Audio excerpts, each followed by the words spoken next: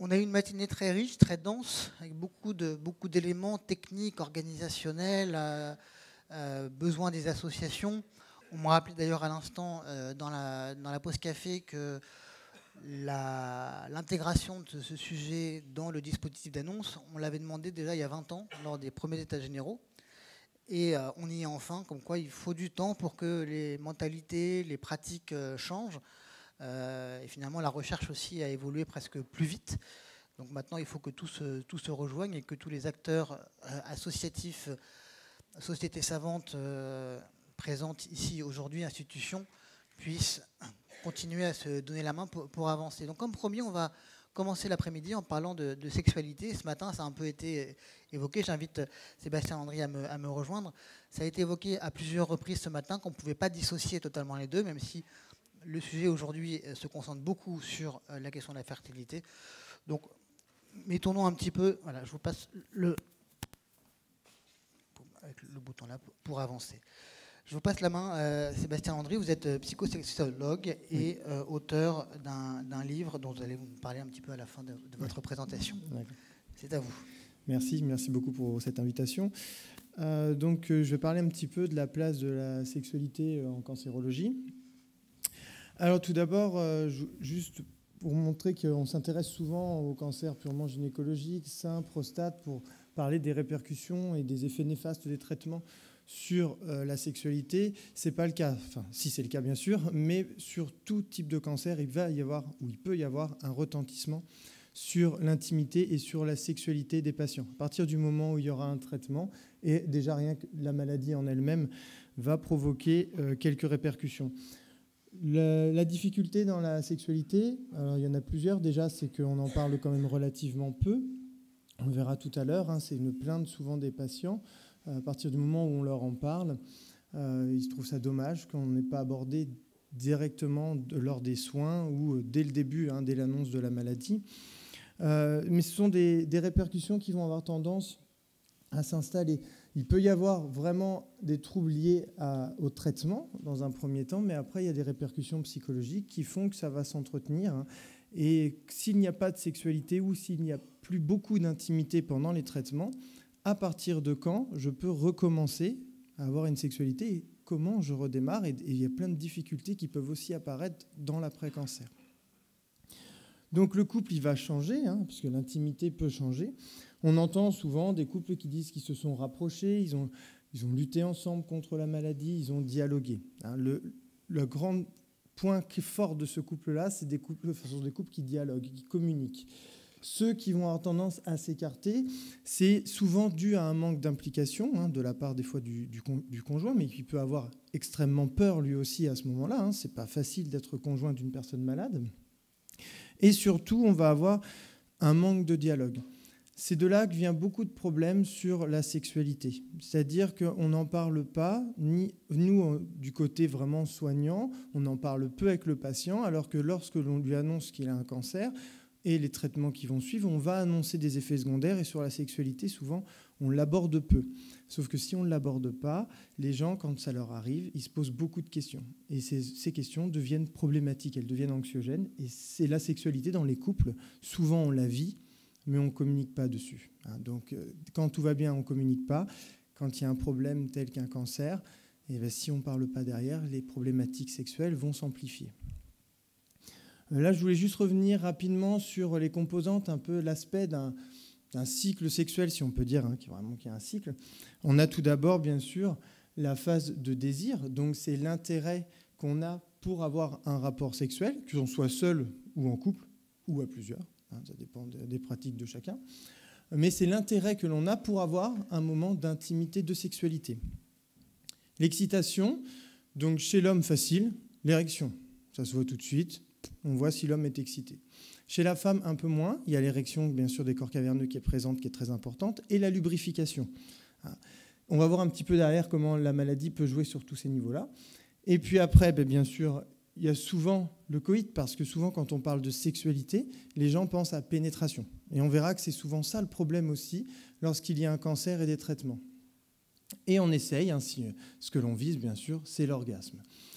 Quand il y a un cancer et des traitements, on peut avoir des répercussions sur ces 3 niveaux-là. C'est-à-dire le désir, ça peut être déjà moins de libido. J'ai moins d'envie, moins d'intérêt pour la sexualité. Mais si, avec mon partenaire, voilà, il me stimule un petit peu, je peux avoir envie derrière, et puis après, on peut passer à l'étape suivante. On peut être dans des cas où il y a un désintérêt total pour toute sexualité, et jusqu'à même un certain dégoût. Un dégoût, par exemple, du contact physique. Moi, j'ai beaucoup de patientes qui me disent oui, le fait qu'il me touche, par exemple, je ne supporte pas. C'est-à-dire que le corps, à cause des traitements, sûrement, à cause d'être palpé, des auscultations, va perdre un petit peu sa fonction érotique.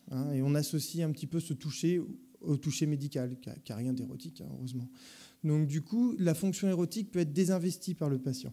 Ça se travaillera, bien sûr, en thérapie. On peut avoir un impact sur l'excitation. Ça, on reviendra tout à l'heure aussi. Donc, le manque de lubrification chez une femme, un vagin qui ne se prépare pas à la pénétration, donc qui va donner des dyspareunies, des douleurs à la pénétration lors des rapports sexuels. C'est souvent ça qui va arrêter la sexualité chez la femme, sont les douleurs. Et chez l'homme, on va avoir la dysfonction érectile. Et puis après, des fois, ça peut fonctionner bien à ces 2 niveaux-là. Et puis le corps a changé, nos sensations ont changé, donc on a une difficulté à retrouver du plaisir et on a une difficulté à retrouver un orgasme. Donc là, c'est pareil, pour de telles personnes, je leur conseille vraiment de repasser par la masturbation. Alors c'est vrai que les gens qui ne la pratiquaient pas, c'est plus difficile des fois, mais de repasser par savoir se donner du plaisir à soi-même pour pouvoir être capable de s'en donner lorsque l'on est 2. C'est important, savoir jouir seul, très important pour pouvoir jouir à 2, c'est bien plus facile. Mais ça, après, ça dépend aussi des éducations de chacun et si on est ouvert d'esprit sur la sexualité. Mais généralement, ça se passe bien. On va s'intéresser un petit peu aux troubles du désir sexuel. Donc, une étude que j'ai réalisée sur 60 patients, donc en soins ou en rémission, pas plus de 2 ans après la fin des traitements. Donc, il y avait 33 femmes, 27 hommes. On voit que c'est un public relativement jeune, entre 31 et 60 ans. Il y a 76% des patients qui ont participé à cette étude. Ce qu'il en ressort un petit peu, c'est beaucoup au niveau des angoisses de mort et les représentations du cancer. Les peurs qu'il y a, qui sont associées à cette pathologie, ça influence sur la sexualité. L'angoisse et la sexualité, ça ne va pas bien ensemble. Quand on est angoissé, stressé, quand on a peur, on n'a pas une libido qui est élevée. On n'a pas envie de sexe. Ça a tendance à diminuer l'intérêt pour la sexualité. Et on va avoir plusieurs troubles psychosexuels qui peuvent s'installer. Par exemple, s'il n'y a pas d'envie pour la sexualité, l'excitation va être compliquée. Et chez une femme, par exemple, s'il n'y a pas d'excitation, pas de lubrification, même s'il y a une pénétration, parce que c'est possible, elle va être très douloureuse. Donc après, on peut aller jusqu'à des vaginismes, cette incapacité à être pénétrée chez la femme suite à des douleurs, ce qu'on appelle un vaginisme secondaire. Dans l'étude que j'ai réalisée, ça touche à peu près 53% des patientes qui ont des croyances ou des peurs face au cancer. La fatigue qu'on retrouve dans beaucoup de traitements, surtout la chimiothérapie. Il y a des études qui vont jusqu'à 99% des patients qui ressentent cette fatigue, voire cet épuisement. Vraiment, même si on se repose, on ne récupère pas. Et puis la fatigue psychologique, bien sûr, de se battre toujours contre le cancer. La fatigue, c'est pareil, ça ne donne pas envie d'aller vers la sexualité. La sexualité, c'est quand même physique. D'accord ? Bien sûr, on n'est pas obligé non plus à chaque fois d'avoir un rapport sexuel très très intensif, mais quand même, ça engage le corps.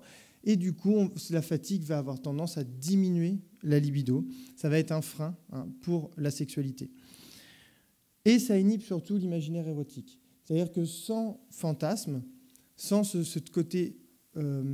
parce qu'on a les pulsions, bien sûr, suite aux hormones, mais on a quand même ce côté d'imaginer des scénarios sexuels, les fantasmes, qui sont vraiment très, très importants dans la sexualité. Plus on fantasme, plus on a envie de sexe, que ça soit seul ou en couple.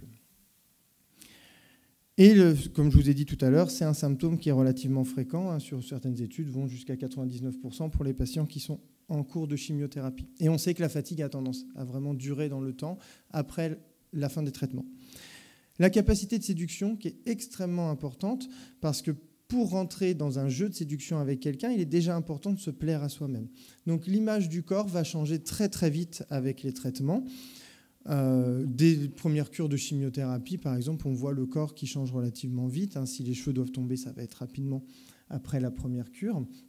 Donc le corps va changer trop vite. Et du coup, la personne aura tendance à s'autocritiquer, à se trouver moins séduisante, et du coup, c'est compliqué d'imaginer qu'on peut plaire à quelqu'un si on ne se plaît pas à soi-même. Donc déjà, on va avoir ce travail-là à faire pour penser à une sexualité. Alors ça, je le retrouve beaucoup dans des patients qui sont en couple lorsqu'ils sont malades. Célibataires, excusez-moi. Puisqu'ils sont célibataires pendant les traitements et en fin de traitement, qui se disent comment je vais faire pour trouver quelqu'un. Donc ça, c'est beaucoup de problématiques qu'on voit apparaître. Donc je vous ai mis quelques exemples que je peux entendre régulièrement. Comment voulez-vous qu'un homme ait envie de moi ? Je ne veux pas que mon mari me voie nu avec toutes ses cicatrices. Je ne veux pas lui faire peur sans un sein. Je ne vois pas comment je peux être séduisante. Ça, c'est des choses qui vont venir régulièrement en consultation. Et l'angoisse de performance aussi, alors avant qu'on retrouvait beaucoup chez l'homme, parce que c'est à l'homme de tout faire, il faut qu'il ait son érection, la femme n'a qu'à attendre. Je parle très hétérosexuel, mais c'est un peu pareil, le même principe pour les couples homosexuels. Mais c'est l'homme qui doit tout faire, bien sûr. Donc, forcément, quand l'homme voit ses capacités diminuer et qu'il dit « faut que j'assure », plus il se dit « faut que j'assure », moins il va assurer. Surtout, le stress va provoquer des dysfonctions érectiles. Mais c'est quelque chose que l'on voit chez les femmes également. Ce n'est pas à l'homme de tout faire dans un rapport sexuel. Et maintenant, on en demande même beaucoup aux femmes, c'est-à-dire souvent la sexualité est en train de vraiment de changer. La pornographie, qui est trop présente, et du coup qui montre aussi comment doit se comporter la femme dans la sexualité. Et ça vient... le cancer se rajoute à ça, et ces images, ça devient dur. Et il y a beaucoup de femmes qui ont peur de ne pas être à la hauteur dans la sexualité. Et pareil, quand cette angoisse est présente, la sexualité a tendance à être inhibée. On va avoir des problématiques qui vont apparaître. Et quelque chose qu'il a plutôt peut-être plus de notre côté à travailler, c'est ce manque d'informations sur les répercussions sur la sexualité. Je sais que c'est un sujet qui est tabou. Il y a eu beaucoup d'études de fait. C'est pareil chez les soignants. On a fait des études où on se rend compte qu'en fait, quand on parle de sexualité avec un patient, on a beaucoup de soignants qui ont l'impression de dévoiler une partie de la leur. Alors que ce n'est pas ça. Mais le problème, c'est comme on n'a pas assez de formation sur la sexualité, on parle souvent avec nos représentations. Et à partir du moment où on parle avec nos représentations, on a l'impression de se mettre à nu. Et on n'aime pas ça devant les patients. Or, ce n'est pas ça la sexualité. C'est d'expliquer un petit peu comment ça fonctionne et les problématiques qu'on peut avoir. Dans l'étude que j'ai effectuée, 100% des patients mettent en avant ce manque cruel d'informations sur la sexualité. Ils sont obligés d'aller chercher par eux-mêmes, de trouver des informations parce qu'on en a très très peu parlé. Et alors des fois c'est pareil, comme on est dans ce colloque sur la fertilité, j'ai des oncologues qui me disent « moi j'en parle systématiquement aux jeunes ». Je dis « non, vous ne parlez pas de sexualité, vous parlez de procréation ». C'est deux choses complètement différentes, il ne faut pas exagérer, l'un va avec l'autre quand même. Mais la sexualité, elle n'est pas à visée procréative. Il y a une dimension plaisir qui est très très importante et il faut la garder le plus possible si le patient est demandeur. Ne pas comprendre ce qui nous arrive, c'est forcément source d'angoisse. Il m'a tout dit, il m'a dit les effets secondaires que j'aurais, pourquoi je ne savais pas que j'aurais des effets secondaires sur ma sexualité. Donc, des fois, les patients, après, ils vont eux-mêmes accentuer la problématique en se questionnant, est-ce que je suis normal ? Et ça, c'est des questions que j'entends assez régulièrement. Donc les situations sont anxiogènes parce qu'elles ne sont pas préparées et c'est pour ça qu'on va avoir beaucoup plus de dysfonctions sexuelles pendant la maladie et souvent même après. Alors je vais aller très rapidement sur les traitements. Je pense que vous avez tous des connaissances sur les impacts que vont avoir les traitements. Les chirurgies, dites-vous bien qu'à partir du moment où il y a une chirurgie, même si la cicatrice est très très belle, elle est très, très bien faite, c'est quand même une atteinte au niveau du corps. Et on n'investit pas tous de la même façon psychiquement notre corps. Donc il y a des personnes qui ont des petites cicatrices et c'est un enfer. Et il faut vraiment le recevoir comme une souffrance. Il faut passer par une acceptation et une réappropriation du corps. C'est très important. Que la cicatrice soit très très grosse ou qu'elle soit toute petite. Ça dépend comment c'est vécu par la personne. Et une ablation du sein, ce n'est pas une petite cicatrice. En chimiothérapie, bien sûr qu'on a des répercussions sur la sexualité. Alors souvent, je vous mets des généralités, vraiment, c'est pas systématique, mais ce qu'on va souvent entendre, c'est une diminution de la libido. Très rare quand même des patients qui ont une libido boostée pendant la chimiothérapie. Ça peut arriver, mais c'est quand même extrêmement rare, je pense. Moi, ça m'est arrivé une fois. J'ai une patiente qui m'avait demandé, m'a dit « J'ai jamais été aussi bien sexuellement parlant pendant ma chimio. Elle dit c'est dommage que ça ne soit pas resté. Donc mais j'en ai une seule fois, j'ai entendu ça sur une patiente. Il y avait d'autres problèmes derrière. Une atteinte de l'image corporelle. Ça, très rapidement, le corps va changer, comme on a pu le dire. Et puis, une possible infertilité, une ménopause induite, des sécheresses vaginales qui sont souvent fréquentes, très importantes. On verra tout à l'heure un petit peu ce qu'on peut conseiller à nos patientes. Des dyspareunies qui sont induites, vraiment ces douleurs à la pénétration, souvent par les sécheresses vaginales, et la peur aussi. La peur fait que la femme, si elle n'est pas relâchée, se contracte un peu, et du coup, c'est plus douloureux lors de la pénétration. Chez l'homme, on va avoir des dysfonctions érectiles. Souvent, on va voir, j'ai fait une étude aussi sur les AJA, c'est un petit peu différent aussi, mais on voit des fois, l'angoisse de performance est très présente. Parce que si on questionne sur la masturbation, et ça c'est important de questionner la masturbation, des fois on se rend compte qu'on a des hommes qui ont leur érection lorsqu'ils se masturbent, mais pas dans les rapports sexuels. Et attention, on a des patients qui n'ont pas du tout d'érection, qui n'en ont plus, surtout en cas de prostatectomie. Des altérations des sensations et des fois des douleurs à l'éjaculation qui peuvent être présentes. La radiothérapie, quand elle est pelvienne, on a aussi un grand nombre de répercussions, ça fait quand même beaucoup de dégâts. La diminution de la libido, altération des sensations, infertilité, sécheresse vaginale, dyspareunie, sténose du vagin chez les femmes, pareil. Les dysfonctions érectiles chez l'homme, les douleurs éjaculatoires, les orgasmes secs. Alors ça, c'est important aussi d'expliquer aux hommes qui peuvent avoir un orgasme sans éjaculer, ou même qui peuvent avoir un orgasme sur un pénis au repos. D'accord ? Par stimulation, on peut atteindre cet orgasme. Ces trois fonctions, l'érection, l'éjaculation et l'orgasme, qui sont quand même différentes. C'est vrai que souvent, chez l'homme en bonne santé, les trois fonctionnent à peu près en même temps. Mais c'est possible de dissocier. Le premier organe sexuel, c'est simple, c'est le cerveau. D'accord ? Donc à partir du moment où on accepte beaucoup de choses, où on a une ouverture d'esprit, où on arrive à guider les patients, on peut retrouver... Moi, l'objectif, en fait, pour mes patients, c'est pas forcément de retrouver la sexualité d'avant, parce que moi, j'estime, c'est pareil, il y a un avant, un après-cancer, donc dans la sexualité, sûrement, on n'arrivera pas à retrouver la même chose. Mais c'est au moins d'avoir une sexualité plaisante. L'objectif d'un rapport sexuel, c'est le plaisir. Ça, il faut le garder à l'esprit. C'est pas juste faire des enfants, c'est pas... J'entends trop, à son âge, il n'y a pas d'âge pour la sexualité. Faut pas, mais sinon, on va pas, si je demande l'âge, dans la salle, on ne sera pas tous d'accord déjà sur l'âge à laquelle il faut arrêter. Donc il n'y a pas d'âge pour la sexualité. Et l'incontinence, qui est présente souvent chez les femmes et les hommes, qu'il faut être important, cette rééducation du périnée. Le périnée est un muscle très important dans la sexualité également, donc c'est pas à négliger. Et puis, c'est pareil, les personnes ne doivent pas avoir des fuites, si possible, il faut essayer de régler ce problème-là. L'hormonothérapie, très fréquente chez les femmes qui ont un cancer du sein. Diminution de la libido. Alors souvent, c'est pas que les hormones, il ne faut pas tout mettre sur le dos des hormones parce que ça voudrait dire que toute femme ménopausée n'a plus de sexualité, or ce n'est pas le cas. C'est surtout tous les effets secondaires qui vont être ensemble avec cette fatigue, les douleurs, des fois articulaires, douleurs musculaires, qui font que la libido va avoir aussi tendance à chuter, et puis la peur de la récidive aussi qui est présente.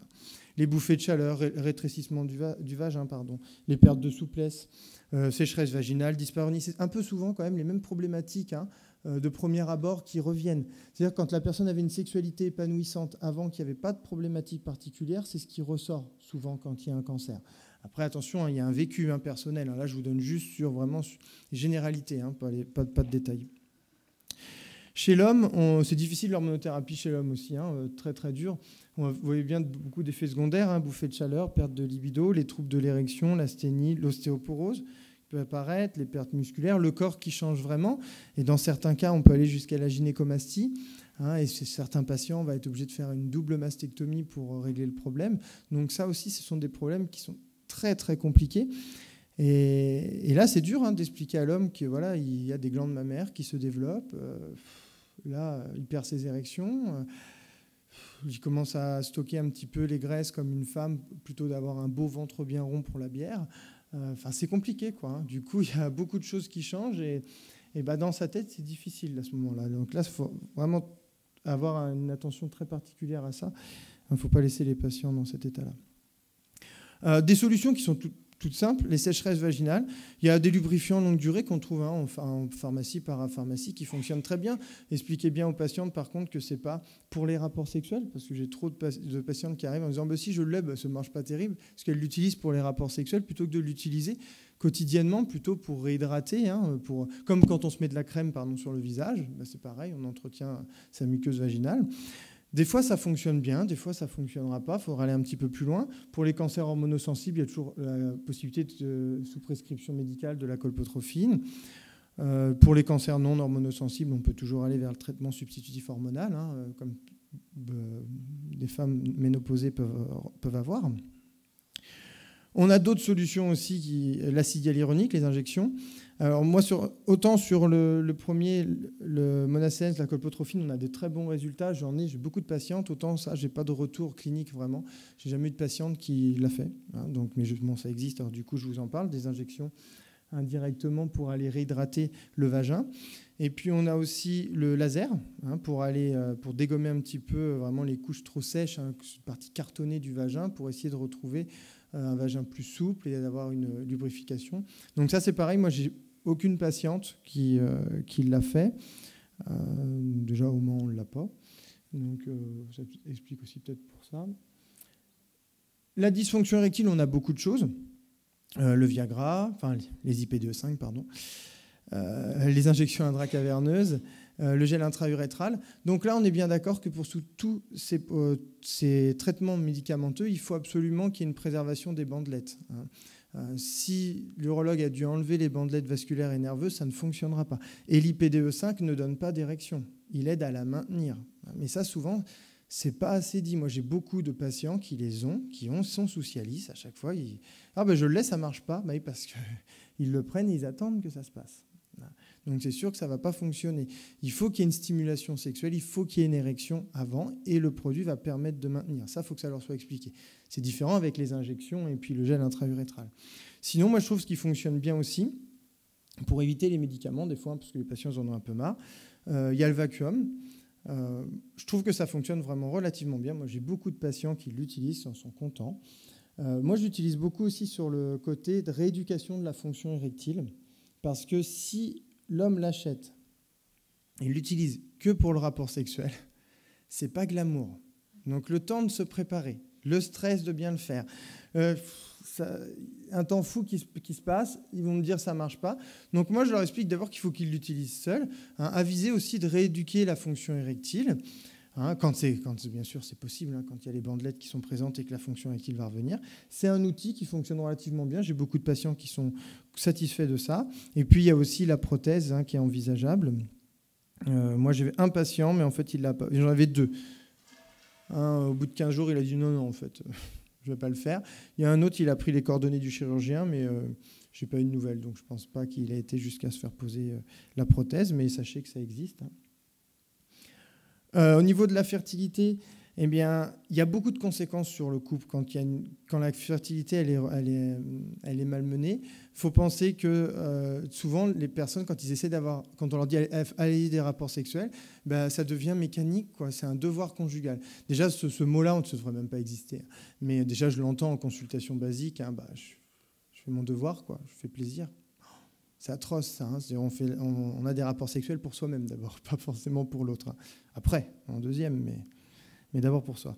Le désir omnubilant, d'être tout le temps sur ça, c'est-à-dire avoir un enfant, pourvu que ça fonctionne, ça a un côté, le côté érotique, il disparaît, quoi. Il n'y a plus de plaisir à avoir un rapport sexuel, c'est plutôt, il faut qu'on arrive à faire un bébé. Et le couple est donc forcé de faire l'amour pour que ça fonctionne, à certains moments précis, quand c'est possible, bien entendu. Et bien, des fois, on a des femmes même qui oublient complètement de prendre du plaisir, parce qu'elles sont omnubilées par ça, et du coup, ça devient vraiment quelque chose de mécanique. Je pense qu'il y a une notion de deuil à faire, c'est-à-dire que avoir un enfant de façon naturelle, sans aide vraiment médicale, c'est important d'accepter que la personne puisse faire ce deuil, pour passer derrière sur toutes les étapes de l'aide médicalisée pour la grossesse. Chacun a un rythme, il faut prendre son temps. Ça, c'est le temps psychique, c'est pas du tout le temps qui passe, donc il faut vraiment laisser du temps aux gens. Et puis la pression sociale qui est très, très compliquée. Maintenant, j'ai mis 30 ans, je me suis à peu près fixé, je pense que c'est à peu près ça. Mais quand on a encore 20 ans et des poussières, on a le temps de faire des enfants. Quand on arrive à 30 ans, alors, ça fait déjà 5 ans que vous êtes ensemble, vous n'avez pas d'enfants. Alors, il faudrait peut-être s'y mettre. L'horloge tourne. Donc, c'est des choses qu'on entend. C'est difficile. Et puis, il faut 2 enfants aussi. Ça, j'ai remarqué. C'est pas mal. À partir de 3-4, ça commence à c'est bizarre ça. Hein 2, c'est bien. Enfin, il y a comme ça, il y a des sortes de normes qui sortent. Puis c'est pas facile quand en plus il y a eu la maladie et après on n'est pas dans les normes de la société traditionnelle, c'est encore quelque chose qui est difficile, qui peut être difficile, attention, pas pour tout le monde, mais à accepter. Encourager la discussion, il faut vraiment que les gens communiquent. Le couple, pardon, quand je dis les gens, c'est qu'il faut que le couple communique bien. C'est important. C'est très compliqué d'avoir cette maladie, d'avoir recours à des services de procréation médicalement assistée. Donc, il faut que le couple communique énormément. Et si on peut retrouver une sexualité quand même plaisante. Ramener la notion de plaisir dans la sexualité et pas de revenir que sur la procréation. C'est important que les gens prennent du plaisir, partagent le moment qu'ils ont d'intimité ensemble. Je voulais aussi parler du coup sur les AJA, qui est un petit peu à part. Alors moi, je ne suis pas du tout dans un service d'AJA. D'ailleurs, c'est des jeunes que j'ai parce que nous, on ne fait que de l'adulte, mais de temps en temps, on a aussi des adolescents, parce que c'est plus pratique pour eux. Mais je fais beaucoup du coup de jeunes adultes. Vous voyez, on a des répercussions qui sont sur l'atteinte de capacité de séduction. C'est pareil, 100% des jeunes, diminution de l'image corporelle, diminution du désir sexuel, les douleurs à la pénétration qui sont présentes. Les vaginismes secondaires, je n'en avais pas trop parlé, mais du coup, c'est cette peur, en fait, et du coup, qui fait que ça va venir se contracter. On voit des dysfonctions érectiles chez l'homme, des masturbations compulsives aussi, qui sont présentes, quand même relativement présentes. Et puis un manque d'information. Ce qui est intéressant beaucoup chez les jeunes, c'est que c'est souvent vraiment une atteinte psychologique forte. C'est-à-dire que tous les jeunes, là, garçons, les 30% qui ont des dysfonctions érectiles, tous n'ont aucun problème quand ils se masturbent. Il n'y a que quand c'est vraiment pour le rapport sexuel qu'il y a des angoisses, qu'il y a des peurs. Vraiment la peur de ne pas être à la hauteur. C'est des jeunes couples, ils ont peur que l'autre s'en aille. Enfin, ils ont des croyances. Ça fait pas longtemps qu'ils sont ensemble. Et les jeunes, ils doivent faire l'amour très souvent. Des heures et des heures. Ça, c'est obligatoire, c'est écrit partout. Qui n'a pas fait 10, 15, 20 heures sans s'arrêter dans sa jeunesse, quoi. Enfin, je veux dire, c'est obligatoire. Voilà, c'est à cause de ça aussi. C'est-à-dire qu'on ne parle pas de ces problèmes sexuels. Par contre, on déconne tout le temps sur le sexe. Le sexe, c'est ça le problème. C'est qu'on en parle, on est là à se mettre des concours, celui qui est champion du monde. Des fois, quand on voit la vérité, c'est un petit peu différent. Mais du coup, ça vient en plus mettre des craintes. Et si on est ensemble quand on est jeune et qu'on ne fait pas l'amour, l'autre s'en va. C'est systématique, obligatoirement. Il ne va pas rester. Il est là que pour le sexe. Donc tout ça, c'est des choses qui sont compliquées aussi pour les jeunes. Je ne dis pas que pour les personnes plus âgées, ce n'est pas compliqué, mais pour le jeune, c'est difficile. Et du coup, on voit une sexualité, des fois, qui est même plus élevée chez les jeunes malades que chez les jeunes non malades. Il y a des études qui ont été faites dessus, sur des jeunes qui ont des pathologies chroniques, ont une sexualité, des fois, plus importante. Juste pour finir, du coup, je vais vous montrer qu'il y a bien une souffrance au niveau psychosexuel chez les patients qui sont atteints d'un cancer ou qui sont en rémission de celui-ci, que les prises en charge devraient être très précoces, il faut en parler tout de suite. Même si le patient, il ne vous en parle pas maintenant, il faut du temps, mais au moins que ça soit abordé dès le début pour qu'il puisse savoir que c'est possible. Que les difficultés sexuelles, elles sont source de questionnement et d'angoisse qui vont impacter la vie du patient. Et que le manque de communication et de formation des professionnels de santé, il est important. Il est trop important. Il faut remédier à ça. Donc c'est un peu simple. Pour remédier à ça, déjà faire des formations des professionnels. C'est-à-dire qu'il faut avoir, pour les équipes, des connaissances sur les répercussions des traitements, sur les questionnements qu'ont les patients autour de la sexualité. Le temps et l'écoute, pour parler de sexualité, c'est vrai que si on n'a que 5 minutes, c'est compliqué, surtout si c'est nous qui ouvrons la porte. Dans votre vie intime, ça va, et que là, ils commencent à parler, on en parle la prochaine fois. Ça va être difficile, donc c'est sûr qu'il faut du temps, et je sais que le temps, bien sûr, on en manque. Pour les jeunes, pour les adolescents, pour les jeunes adultes, si leurs parents sont présents, essayez de ne pas parler forcément de leur sexualité devant les parents. Personne n'a envie de ça. Même à tout âge, déjà, c'est pas si facile. On n'imagine pas nos parents. Donc, essayez de ne pas parler de sexualité à un jeune ou de masturbation devant ses parents. Ça, si on peut, faut faire quelque chose qui est plutôt dédié. Moi, je pense qu'il faut qu'il y ait une consultation qui soit dédiée à ça.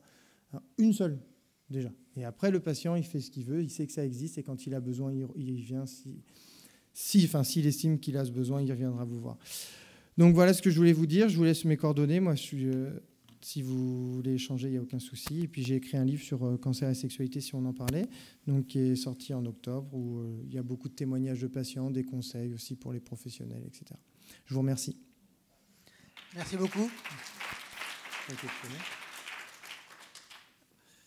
On voit bien du coup dans cette présentation que les deux sujets sont étroitement liés et on retrouve des questions portées. On va en parler d'ailleurs dans la session suivante sur les adolescents et jeunes adultes. Vous faites une belle transition avec la fin de votre présentation sur la présence des parents, notamment dans ces consultations-là. Je pense que ça va être un sujet dont on va parler. Et sur toutes les croyances que l'on met autour de la question de la sexualité, de la fertilité, et qui se retrouvent aussi certainement dans les croyances du professionnel en face. Et on va certainement en parler également. Merci beaucoup. Je vous en prie. Les besoins spécifiques justement des adolescents et jeunes adultes, plus particulièrement, on va en parler maintenant. Donc, comme ce matin, avec d'abord une petite vidéo pendant laquelle j'appelle les intervenants de la session à venir me rejoindre sur l'estrade. Étienne, Flore, Nathalie